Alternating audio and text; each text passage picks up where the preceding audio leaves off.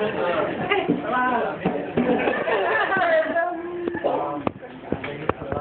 up. Blessing to be here. Bless you. Bless you, sir. Kind of funny because my fiance, Denise,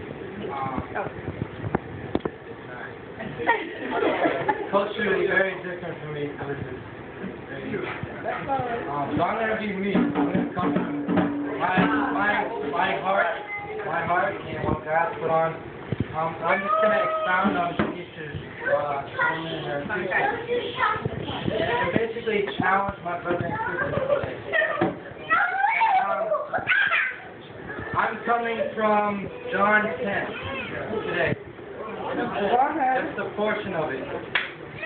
And just to give you an overall basic read, when Jesus is in the garden and he's seeking God, he knows what's coming. He knows exactly what's going to happen, but yet he's ready. And basically what I want you to get from this is that even though you don't know what's coming, God knows what's coming. Okay?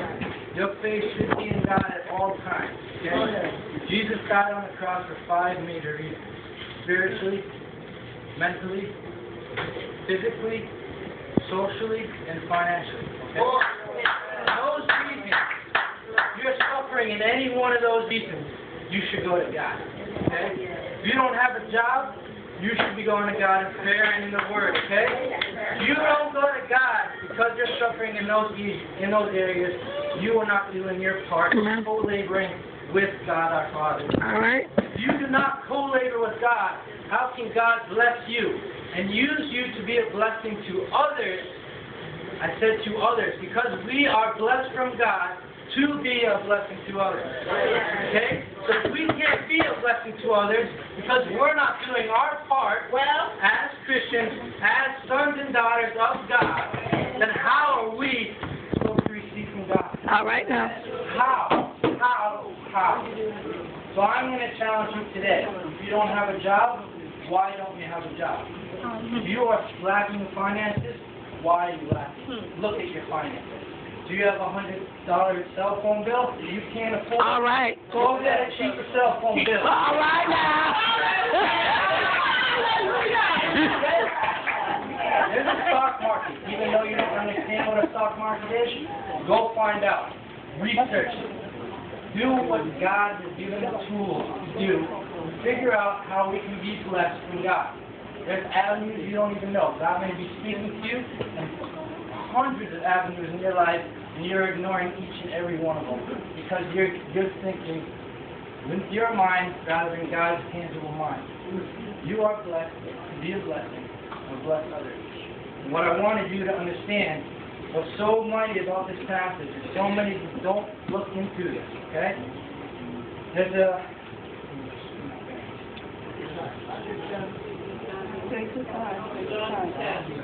Oh, gone? What a friend we have in Jesus. Our sins and grace to bear.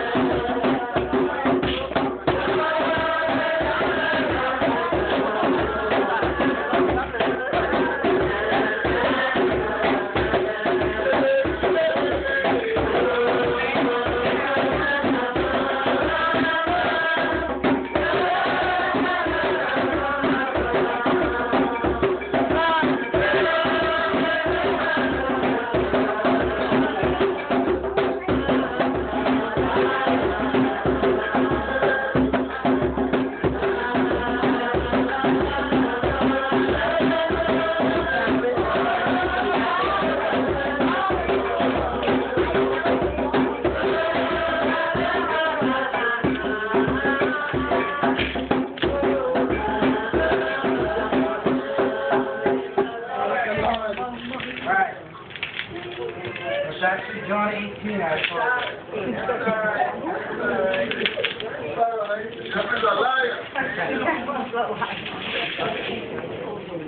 So, there's a point in the story basically Jesus is praying. This is where all the Pharisees, the high priest, and this is where Jesus is basically portrayed by Judas.